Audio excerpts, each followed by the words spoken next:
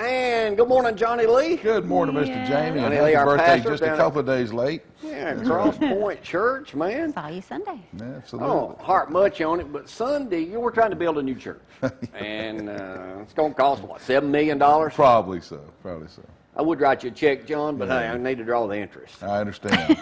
Then I'd be in jail for writing a check like that, knowing that doesn't cover it. There you go. But and then y'all unveil the plans for everything. We're doing right by the Madison Post Office there on the south end of Hughes Road. We'll be moving.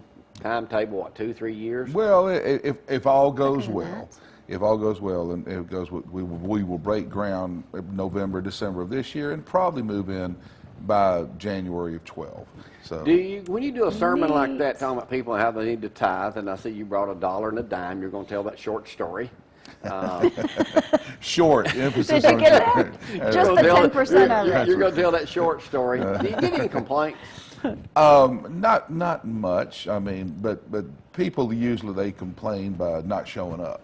Yeah, you know, that's right. It's off kilter for you to do Right. a message like that because Right. you rarely do one. Right. All right, show me a trick, John. The reason, it's not a trick, the reason you do it, it's in the Bible too.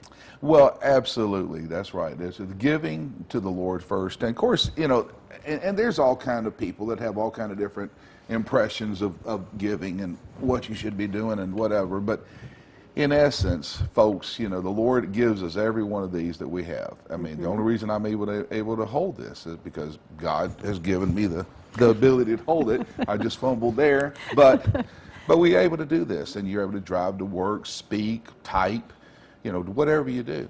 But then the Lord says, hey, for every one of these I give you, just give me one of these.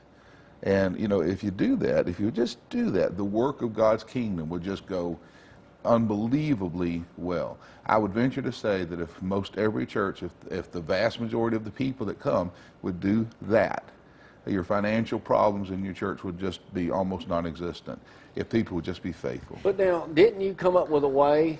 You said a preacher friend of yours or something said that he had figured out that they had the money. What was that story? Well, the one preacher friend, he stood before us there. They were about to do a big building project, and he stood before his people, and he said, "Folks, I've got just good news and bad news. Which one do you want first?" And he said, "Good news." And I said, "Well, the good news is that all the money that we need for the building project is already we've already got it." And everybody goes, "Yeah." And then he says, "But the bad news is it's still in y'all's pockets." That's so cute. I like what Nancy told you when you first got married. You didn't want to tithe. You're like, "Oh no, I can do so much other things with that money." And she said, "What?" Well, can I tell the story? Yeah, go okay, ahead. yeah. My precious wife of 35 years now, and she's a precious little lady. But when we were students down at Auburn, between the two of us, we made $450 a month. That was our income. And so when I first got married to her and we first started, we're going to go to church, and she said, "Well, we're going to tithe today, aren't we?" And I said, "Well, tithe?" And she said, "Yeah, like 10%. And I said, "Honey, $45 out of 400, well, then we can't do that. I will give a couple of bucks in the plate. Come on now, you know, tip the preacher, as they say, basically." And she said, "Well, honey, we got to tithe." And I said, "There's no way we can afford $45 a month out of 450. And she says, "You know," and she made the point, she said, "Every penny we have comes from God. We would have nothing unless God gave it to us." And then she said, "You know, we can't afford to tithe when we're little students here at Auburn. And when we graduate, we'll be looking to get our first down payment on our first home. Won't be able to afford it then. And then we'll be raising kids. We'll need braces for the children. Oh, my goodness. And then we'll be raising money for college. We've got to have college money. Oh, now they're in college. We got everything we got. Oh, now we better start raising money for retirement. Oh, no. Now we're retired. We're on a fixed income. We can't."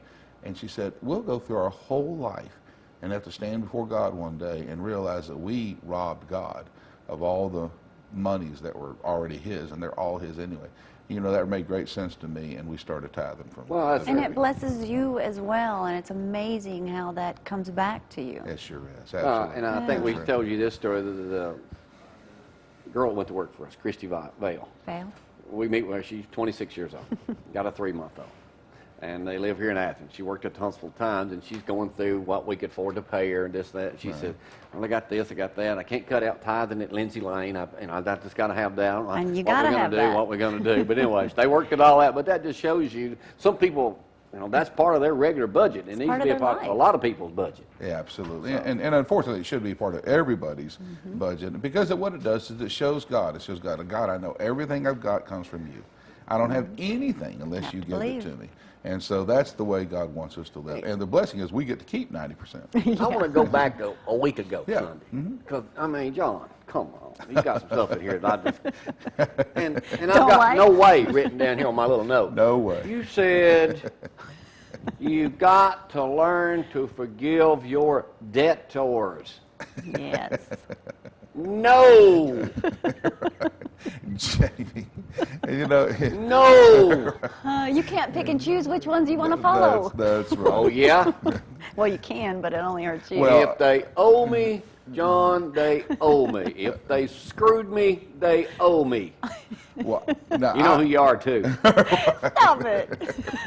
All right. Well, I'm not talking about... Let me call them out. I'm not talking about somebody who owes you. You're not talking about that way. Okay, well, explain yourself. Yeah, well, I'm talking about... You know the prayer? The prayer. Our Father, who art in heaven, hallowed be thy name. Thy kingdom come. And forgive us our debts as we've forgiven our debtors. And what the Lord is just basically telling us is let's not hold grudges. Let's not hold anger. That forgiveness thing again. Yeah, the forgiveness thing. That thing don't go too good with me. Right. Hey. Because I've been forgiven of so much. That's what the Lord's saying. Hey, listen, I've been forgiven of so much, so can I forgive somebody else of some else? Now, I'm not talking about somebody that owes you $10,000 and going and reclaiming it in a court of law or something like that. That's a different thing. But even the attitude of somebody towards somebody that's wronged you, we should strive to have a heart of forgiveness toward that person. That's what the Lord's talking about. You can forgive them and you don't have to hang out with them. Yeah, that's what right. about this? What's this line about opposites attract? And then attack. Oh boy, that is so true, isn't it? Well, I don't know. You're right. So in love. Everybody always married. Well, yeah, I guess that's kind of right. Yeah, Thanks for bringing that up. And the truth is, opposites often attract, and unfortunately, then they seriously attack. And but not, again, opposites don't always attract, but oftentimes they do, because they like what's pretty neat in the other person, but then they get to live with it. Yeah, now a week ago you went over the 4 different categories of what kind of people we are. Yeah. Outgoing, witty, easygoing. Well, that's naturally me. Good looking. Right. Sure. Then I got down, I'm just a natural leader, basically. Yeah, you are. That's right. We talked about... Let me hear that again. What? I'm just a natural leader, and you said... You are a natural leader. Very good. You are a natural No wonder leader. I sit on the front row. Well, you're a naturally what's called sanguine person, which is a person who doesn't meet a stranger, and you're open and upfront and honest with people, and you're just that kind of person. And yet at the same time, you have, I think, you got the sanguine personality, and you got the melancholy personality, and then the choleric personality. You really are a gregarious, sanguine type person with leadership abilities also. And that's just the kind of person that you are. Other people are not like that. They're No, there's nobody like me. You're just being nice to him because his gift wasn't mentioned in the Bible. His gift wasn't mentioned. That's right. Yeah, that's right. Yeah, that's right. My gift wasn't mentioned in there. TV personality. Nobody seems to understand me, TV John. personality was not mentioned. You got you're right. You got your person with the gift of healing and mercy and teaching, and TV personality wasn't mentioned in there. Yeah. That's right. Hey, you said that we'd Bless already you. had our church going for 8 years. Yeah, Yay. that's right. 8 years ago, and it's really precious to me because 8 years ago we were a little group of about 50 people, and quite honestly, without Jamie and Gloria and their friendship at the very, very, very beginning, I don't know that we would even be here today. Oh, it So has thank nothing you to so do with much. the wonderful pastor. Oh, What kind of Praise award do we all get for together. being the first people to join No Crosspoint? reward. You have eternal rewards for You that. get to And listen to John Dees every plus, Sunday. But then you tell the story. You went back to your room, wherever they had you staying, and you thought you weren't going to come back. I thought I had made a mistake. I really thought I'd made a mistake. After we showed up, you still said that. Yeah, That's probably what prompted it. I thought I thought I'd made a mistake in doing what I. I will admit I'd never seen a dog in church. Yeah, that's right. Except for the couple I married. But I mean, Jamie, stop it. but then somebody really had a dog. There the was first a day in little church. dog was in a the little back of the church, poodle and in the back. it was I all didn't do right. it for you, did it? No, that's not what did it. And again, God was gracious. I thought about going back. I really wanted to. And I thought, but then the Lord was, no, you're exactly where you're supposed to be. And then you guys took me to lunch that week, too. And it was that chili and slaw dog yeah, down at Mullins at 5 Point. down at Mullins. Do it every time. It's every time. You'll probably still remember that 2 days later. That's right. Thank you, brother. Thank you. You've been right. a great friend. We got to get out of here You for too, the day. boy. Johnny Lee up at 7:30 this Thanks, morning at John. Cross Point. Y'all come on down and join us right across from Bob Jones High School. We'll be back tomorrow talking all sports. If y'all know Yay. anything on the Ingram situation, text Oh, 603 let another boy 4848. play.